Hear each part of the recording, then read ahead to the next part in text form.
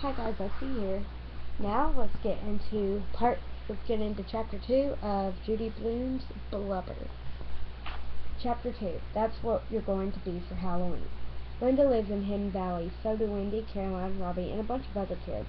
It's a big group of houses with a low brick wall around it and a sign that says, "Welcome to Hidden Valley. Speed limit 25 miles per hour." Across the street there is another sign saying, "Watch our children." It's called Hidden Valley because there are a million trees and in the summer you can't see any of the houses. Nobody told me this. It's something I figured out by myself. My stop is next. Me and Tracy are the only ones who get off there. The Wu family lives across the road from us. They have a lot of animals. All this doesn't mean we live in a country. It's kind of pretend country. That is, it looks like country because of all the woods, but just about everyone who lives here works in the city. Like my mother and father. I don't know one single farmer unless you count the woman who sells vegetables in the summer. "Can you come over?" Tracy asked as we collected the mail from our mailboxes. "As soon as I change," I told her. "Bring your stamps," Tracy said. "I will." Me and Tracy are practically professional stamp collectors. We both have the Master Global album. And I have this deal going with my father. If I let my nails grow between now and Christmas, he will give me $25 to spend in Gimbals, which has the best stamp department in the whole world. So even though it is just about killing me, I'm not going to bite my nails. Sometimes I have to sit on my fingers to keep from doing it. That's what me, guys. I also have to, bite my nails a lot. I don't really have any nails left because of, see, look at my nails. See how there's no, actual long nail part left because I bite them. Usually when you bite your nails, it's because of anxiety. So, and I've actually, I take anxiety medicine, but of course that doesn't help me biting my nails. So actually, yeah, and I actually do sit on my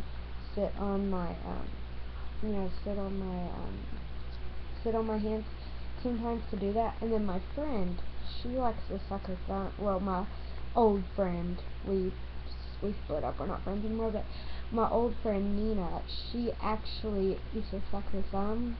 So her mom would put a Band-Aid on it, but she'd still do it. So her mom started putting Tabasco sauce on her thumb so that when she sucked it, it would burn her. And finally she stopped, but then she started again, and as I know now, she still never stopped doing it.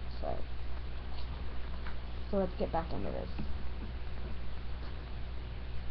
When I got home, Kenny was waiting at the front door. He was holding his Genius Book of World Records in one hand, and with the other was shoving a cupcake into his mouth. Did you know the oldest woman to ever give birth to a baby was 57 years old? As he talked, he blew crumbs out of his mouth.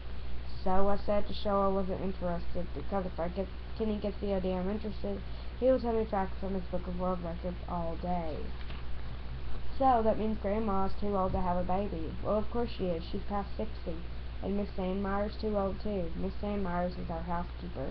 She takes care of me and Kenny after school." "Too old for what?" she asked as we walked into the kitchen. "Too old to have a baby," Kenny says. Miss Sandmeyer laughed. "Who says so?" "The Book of World Records," Kenny told her. "The oldest woman to give birth was 57, and you're 58. "Don't remind me," Miss Sandmeyer said. Miss Sandmeyer is always telling us she's getting old, but we can still take on Kenny and his friends at basketball and bear them single-handed.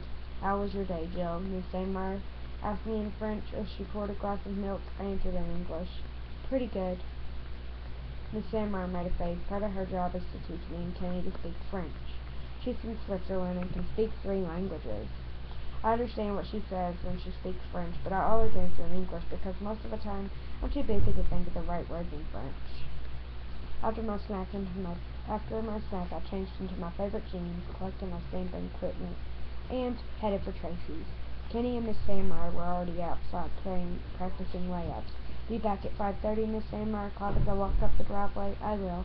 Our street isn't big enough to have a name. There's just a sign saying "Private Road" in our house, and Tracy's Dr. Wu is outside planting tulip bulbs. Today is his day off. "Hi, Dr. Wu," I said. "He is our family doctor and makes house calls only to us.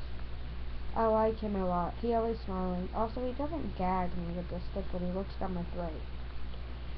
"Hi yourself," he called to me. Tracy was in the backyard, feeding her chickens. She has 10 of them, and a beautiful white rooster called Friendly, who I love. Sometimes Tracy lets me hold him. His crown is red, and it feels like a cat tongue. I know this because last year one of Tracy's cats licked me. She has 7 cats, but they don't live in the house.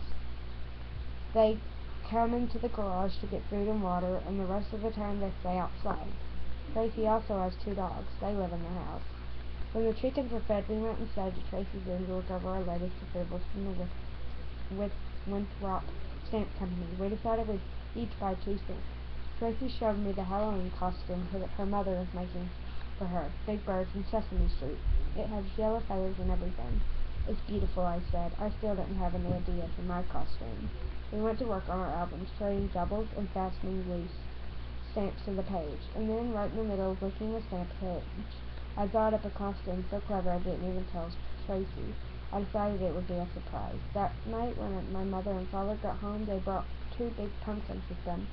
I waited until we were halfway through this dinner before I brought up the subject of my Halloween costume. I don't think I want to be a witch this year, I said. I hoped I wouldn't hurt Mom's feelings, because the witch costume was hers when she was a kid. It has funny pointy-toed shoes with silver buckles, a high black fur hat, and a long black robe with a bow at their neck.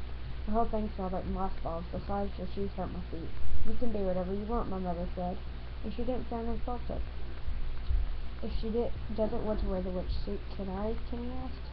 A boy witch, I said. Sure, what's wrong with that? Nothing, Mom told him. I'd love to have you wear my costume.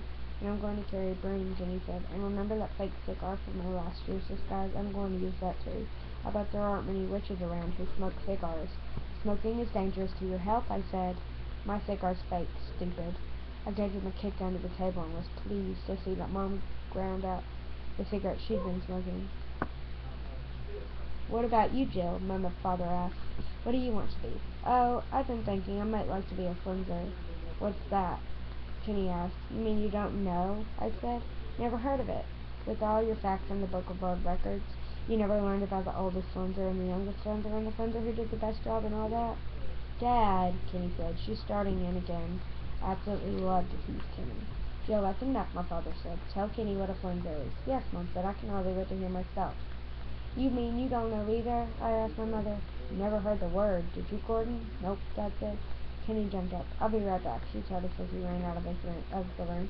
I knew where he was going, to look up flinzer in his dictionary. In a few minutes he was back, carrying it. A flinzer strips the blubber off whales, he read, looking at me. That's what you're going to be for Halloween? He asked, like he couldn't believe it. I smiled. Where did you get that idea, Jill? Mom asked. From your store, my class. She did a report on whales. Well, that's certainly original, Dad said. What kind of costume did the flinzer wear? Kenny asked. A flinzer suit, I told him. Yeah, but was it made of? Oh, jeans and a shirt, and a special kind of hat, and a long knife. No knife, my father said. That's too dangerous. Not a real knife, I said. One made out of cardboard. What kind of hat? Kenny asked. A flinzer hat, naturally, I told him. Yeah, but what's it look like? I can't begin to describe it. You'll just have to wait and see. I'd wear boots if I was a flinzer, Kenny said. What for? I asked him. Because of walking around in all that yucky, blubbery stuff.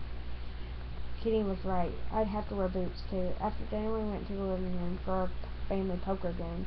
I handed out the Monopoly money. We each get $1.50 from the bank. My father shuffled the cards. Mom cut them, and Kenny dealt.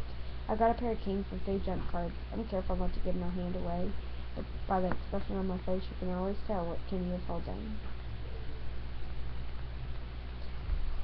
If it's something good, he makes all kinds of noises and he laughs a lot. Even if he doesn't have anything good, he says in and takes 3 new cards. He never drops out when he should be, because he can't stand not betting against the rest of us. When it comes to bluffing, my father is the best. Every time he stays in and starts raving, I think he has 3 aces, and unless I have something really great, I drop out. Then I'll find out Dad didn't even have a pair. My mother is not an experienced poker player. She can never remember which is higher, a flush or a straight. Sometimes I have to help her out. Later, when me and Kenny were in our pajamas and ready for bed, my father said we could carve our pumpkins. Mom had to go to her room, because the smell of pumpkin dust makes her sick to her stomach. Last year, when I cut out my pumpkin's face, it was all lopsided, but this time I got both eyes even and the nose in between. Dad made the teeth for me. Kenny wouldn't let anyone touch his pumpkin, which is why it turned out looking like it had 3 eyes and no teeth. That was chapter 2.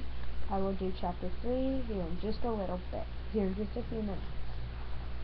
So, bye. See you then.